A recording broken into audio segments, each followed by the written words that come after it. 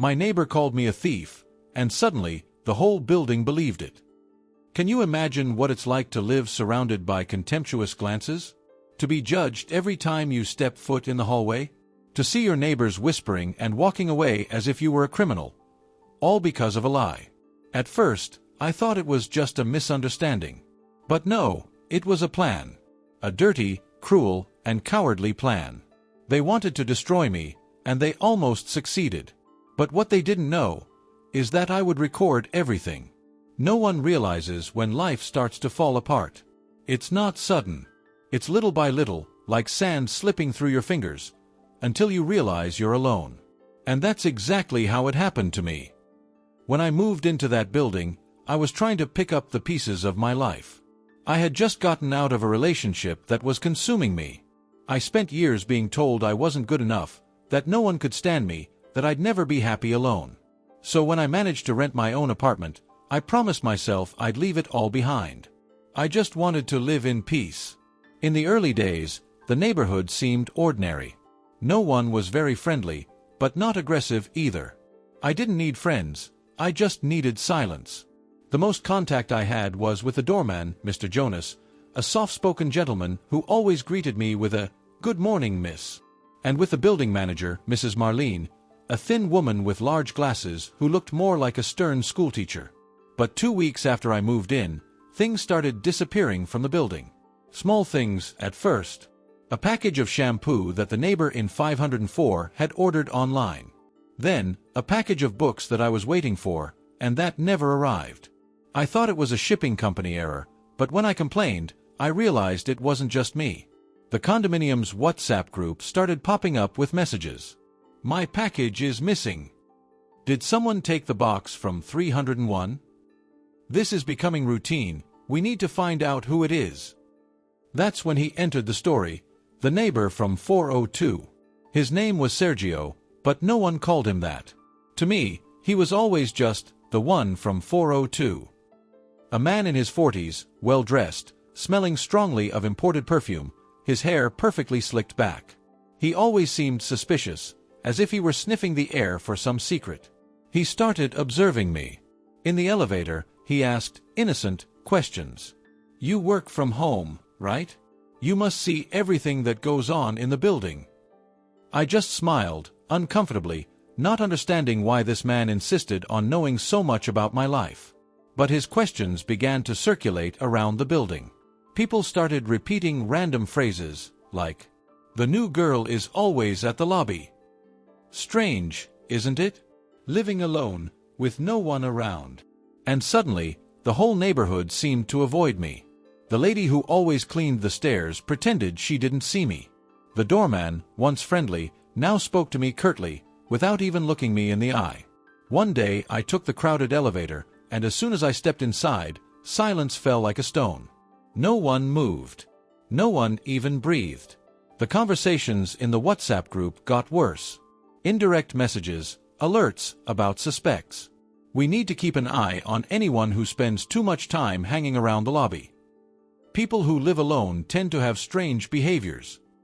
I started to panic. I didn't want to leave the house. When I had to go downstairs, I felt all eyes following me through the hallways. People whispered. The whispers sounded like knives. I felt like I had a brand on my forehead, thief. I went to the building manager, trembling, and said, "Mrs. Marlene, they're spreading the word that I'm the one stealing the packages." "I didn't do anything." She looked at me coldly over her glasses. "If you didn't do anything, you have nothing to worry about, my dear." And she turned her back. It was then that I realized I was completely alone. And worst of all, no one needed proof to convict me. A neighbor's word was enough. But in that moment, still without knowing how, I promised myself I would find out the truth.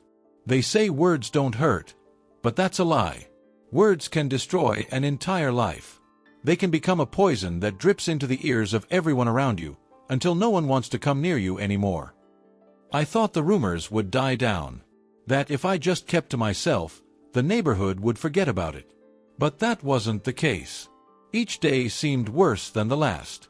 I began to notice that whenever I walked into the lobby, someone would be speaking softly, And then, suddenly, the conversation would drop. People wouldn't look me in the eye anymore. They pretended to be on their cell phones, or they'd move to the other side of the street.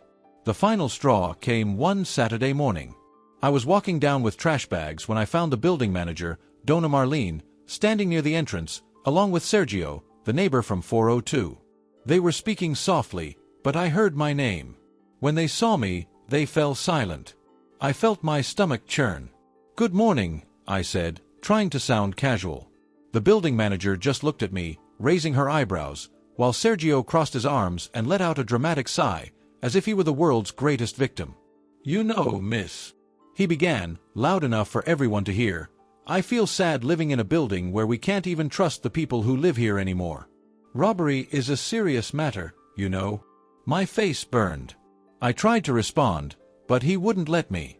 "I'm not saying it was you," he said, raising his hands. "But, man, you're always down here.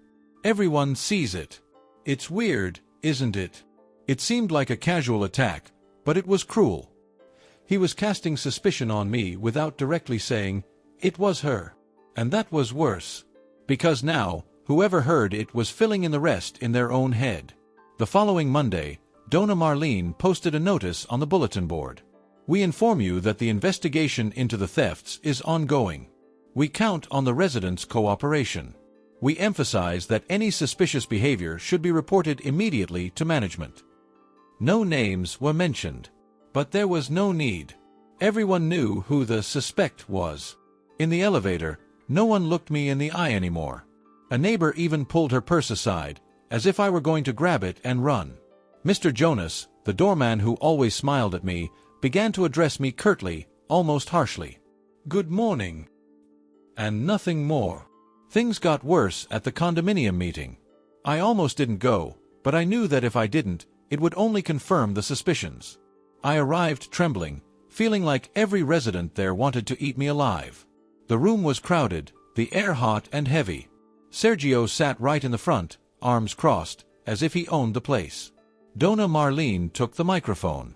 "Before we get started, we need to talk about a serious matter. The thefts. It's no longer possible to ignore the fact that the packages keep disappearing." She looked at me. It was only for a second, but it was like a punch in the gut. Sergio took advantage of the moment to stand up, slamming his hand on the table. "I don't want to accuse anyone, but it's very strange that someone is always hovering around the reception area. Always near the boxes of packages. That's all I'm saying." A murmur filled the room. I heard someone whisper, "It must be her." Another said, "She's always alone. Who's going to defend her?" My voice trailed off. I tried to open my mouth, but I felt the tears welling up so fast I couldn't speak. My heart was pounding so hard I could hear it echoing off the ceiling. Donna Marlene sighed. "Let's stay calm, everyone. We still don't have any evidence against anyone. But we need to be vigilant. If anyone hears anything, contact us." The meeting continued as if nothing had happened. But for me, it was as if they had sentenced me right there. I left feeling marked. A word, thief, invisibly tattooed on my forehead. That night, I leaned against the door of my apartment and cried like a child. But deep down, between sobs, I made a promise to myself, they will eat every word. And I will prove it wasn't me. When you're cornered, there are only two options, surrender or fight. And I chose to fight. After that meeting, I couldn't sleep. Every noise in the hallway made me jump out of bed. I started having nightmares where door knocks turned into sirens, neighbors pointed fingers, and Mr. Jonas threw me out of the building with my things thrown on the sidewalk. I needed to prove my innocence. But how? People's words seemed to carry more weight than any truth. And that's when I thought of the security cameras. The next day, I went to speak to Donna Marlene at the administration office. I knocked on her door with sweaty hands, my heart pounding in my throat. "Donna Marlene, I want to see the cameras. I need to prove that I'm not the one stealing the packages." She looked at me as if I were a fly on the window. "We can't keep showing footage to everyone, my dear. This is confidential. And if you don't owe anything, you don't need to worry." That was like being punched again. I left there dizzy, thinking about giving up. But something inside me screamed that I couldn't keep quiet. That same afternoon, I ran into Mr. Jonas at the entrance. He looked at me with pity. I must have looked terrible, dark circles under my eyes, hair tied up messily, eyes red. He called me aside. "Is everything okay, girl?" I shook my head, almost crying. "No, Mr. Jonas. They're accusing me of stealing. I didn't do anything. But no one believes me." He scratched his chin, looked around to make sure no one was listening, and lowered his voice. "Look, I can't give you anything. But if you come tomorrow, very early, before everyone arrives, I'll let you watch the recordings real quick. No one needs to know." That night, I barely slept. At 6 in the morning, I was there. Mr. Jonas took me to the tiny room where the monitors were. The air smelled of mold and stale coffee. My hands were shaking so badly I could barely press the buttons. We began reviewing the footage from the last 15 days. It was endless. Images of residents coming and going. Boxes arriving, boxes disappearing. And, at first, nothing appeared. Until, on the 13th day, at 3 in the afternoon, a familiar figure appeared. Sergio, the neighbor from 402. He appears in the image with a low cap on his face. He looks around, as if to make sure no one sees him. He goes to the shelf where the packages are kept. He opens a cabinet, takes out a small brown box, looks at the name on the label, and stuffs the package into his backpack. Then he walks away as if nothing had happened. I froze. I looked at Mr. Jonas, who was also open-mouthed. "Yeah. Looks like the thief isn't you, girl." I continued watching. In the following days, Sergio appears twice more, repeating the same ritual. He steals 2 more boxes. One of them was my package that never arrived. The worst part was when we saw him trying to change the labels, switching names to throw me off the scent. I almost vomited with excitement. "Mr. Jonas, I need these pictures," I begged. "I need to show this to everyone." He took a deep breath. "I can't give you a copy. But I can talk to Dona Marlene. She'll have to see this." I left with shaky legs. At the same time my chest exploded with rage, I felt an almost suffocating relief. I had proof. I wasn't crazy. For the rest of the day, I rehearsed what I would say. How I would face Sergio. How I would look at every neighbor who judged me. Finally, late in the afternoon, Dona Marlene called me to the administration office. I walked in and saw Sergio inside, arms crossed, looking as if he were entitled. Dona Marlene looked at me seriously and said, "I heard you wanted to show something on camera. I hope it's not to cause trouble." I just took a deep breath and asked to play the video. They laughed. They pointed at me. They called me a thief. But in the end, I was the one left standing. And they had to look down. Dona Marlene pressed play, still with that skeptical expression, as if she were wasting time. But as the video progressed, the air in that small room began to change. First, she frowned. Then, she brought her face closer to the screen. And then, when Sergio appeared in the footage with his backpack open, taking the package and hiding it, the building manager simply froze. Sergio tried to laugh. That doesn't prove anything. I was just helping organize." But his voice trembled. "Look closely," I said, controlling my anger with all my might. "He looks away. He changes the labels. And that wasn't just once. It was 3 times. My box is even there." Dona Marlene stood up silently. She looked at him like someone spotting a rat in the corner of the wall. For the first time, she didn't treat me like an intruder or a suspect. She simply said dryly, "We're going to call a special meeting. This will have to be discussed with the other residents. And, depending on the case, forwarded to the police." Sergio turned pale. He tried to leave the room, saying he was going to consult a lawyer. But everyone knew he was finished. The meeting took place 2 days later.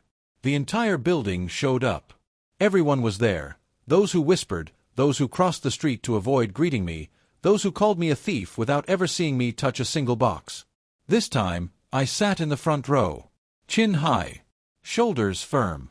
I didn't say a word. The images spoke for me. When the video ended, the silence in the room was deafening. Everyone stared at the floor. No one knew where to hide their face. Dona Marlene read a formal warning letter against Sergio and informed him that he would have to pay all fines and damages, or be reported to the police and evicted from the condominium. Sergio didn't even show up at the meeting. He'd been locked in his house since the day he saw the video. Days later, I saw a moving truck at the building's entrance. He left without looking at anyone. He left through the back door, like a criminal fleeing his own shame. And the other neighbors? Some tried to approach. One or another apologized timidly, with that embarrassed smile.